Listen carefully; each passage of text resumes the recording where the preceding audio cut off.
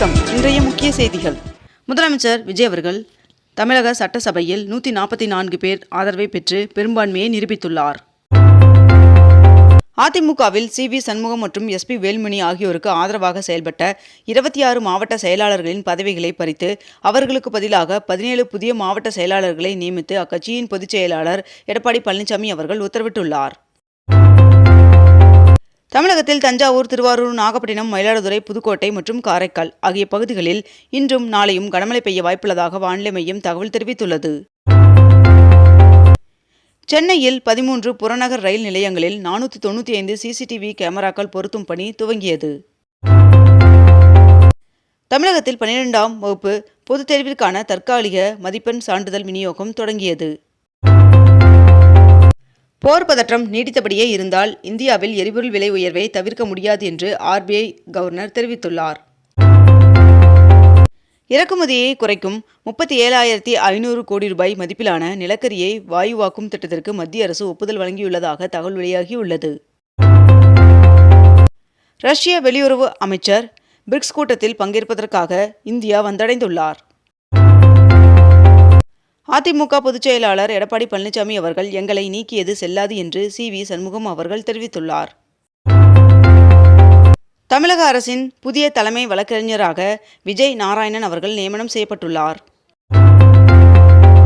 2026-27 ஆண்டிற்கான காரிஃப் பருவத்தில் நெல்லுக்கான குறைந்தபட்ச ஆதரவு விலை குவிண்டாலுக்கு 72 ரூபாயை உயர்த்த டெல்லியில் பிரதமர் நரேந்திர மோடி அவர்களின் தலைமையில் நடைபெற்ற ஒன்றிய அமைச்சரவைக் கூட்டத்தில் ஒப்புதல் வழங்கப்பட்டுள்ளது. நீட் தேர்வை முழுமையாக ரத்து செய்ய கோரி ஒன்றிய அரசிற்கு முதல்வர் விஜய் அவர்கள் கடிதம் எழுதியுள்ளார். ஜோதிடர் ரதன் பண்டிட் அவர்களின் நியமனம் ரத்து செய்யப்பட்டுள்ளது. எரிபொருள் சிக்கனத்திற்காக தனது பாதுகாப்பு வாகனங்களின் எண்ணிக்கையை குறைக்க பிரதமர் நரேந்திர மோடி அவர்கள் உத்தரவிட்டுள்ளார் என்று தகவல் வெளியாகியுள்ளது.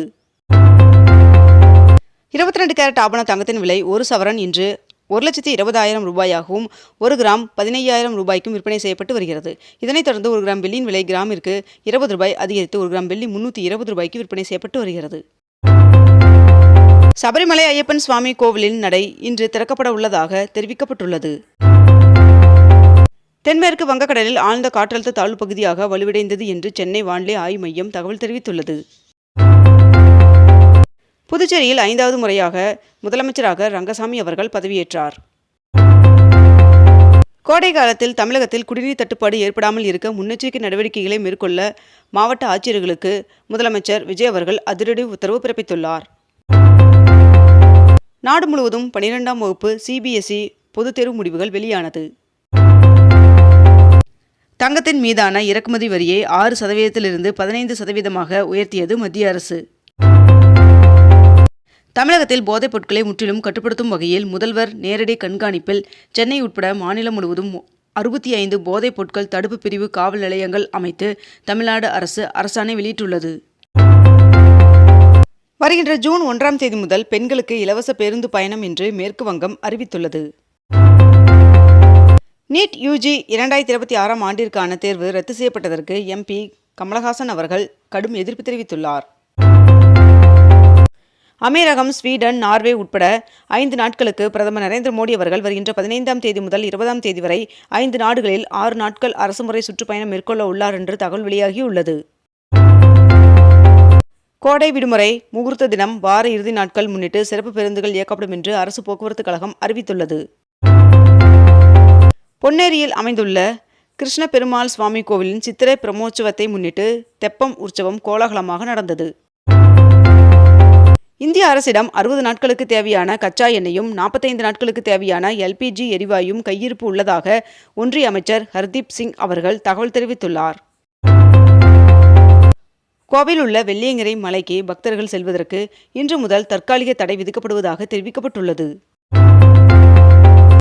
இந்த ஆண்டிற்கான பருவமழை முன்கூட்டியே பெய்ய வாய்ப்புள்ளதாக வானிலை மையம் தகவல் தெரிவித்துள்ளது.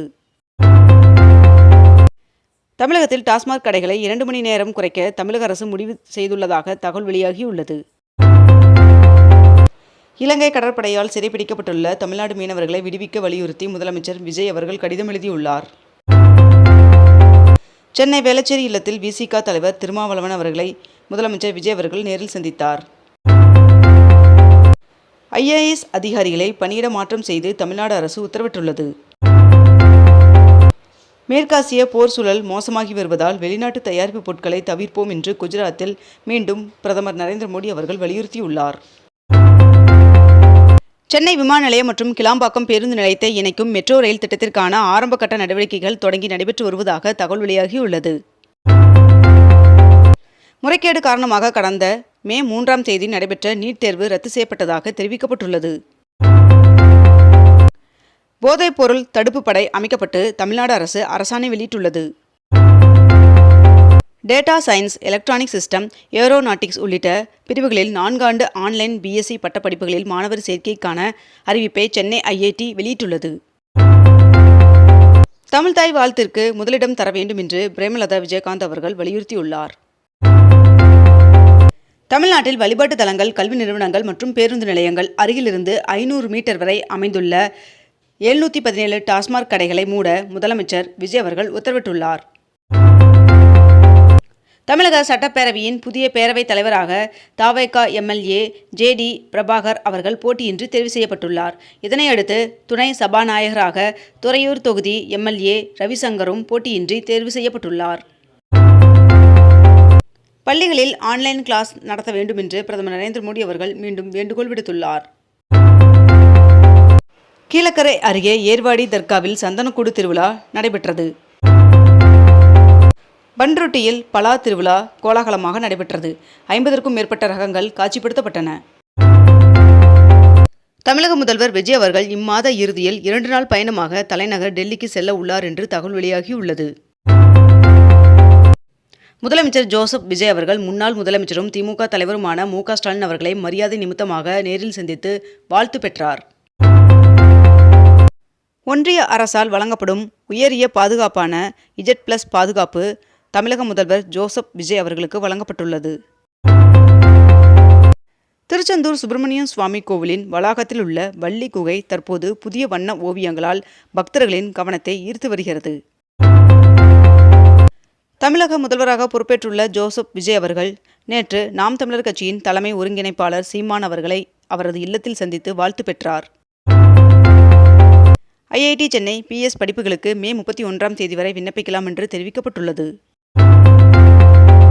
மெட்டாவுக்கு சொந்தமான வாட்ஸ்அப் ஆனது வாட்ஸ்அப் பிரீமியம் பிளஸ் என்ற புதிய கட்டண சந்தா அம்சத்தை அறிமுகப்படுத்தியுள்ளது. ICC வெளியிட்ட வருடாந்திர ஒருநாள் அணிகள் தரவரிசையில் இந்திய அணி முதலிடத்தை தக்கவைத்துள்ளது. இத்துடன் இன்றைய தலைப்புச் செய்திகள் நிறைவடைகின்றன. மேலும் இதுபோன்ற அண்மை தகவல்களை உடனுக்குடன் தெரிந்து கொள்ள அக்னிபூ சேனலை சப்ஸ்கிரைப் செய்து கொண்டு தொடர்ந்து இணைந்திருங்கள். நன்றி, வணக்கம்.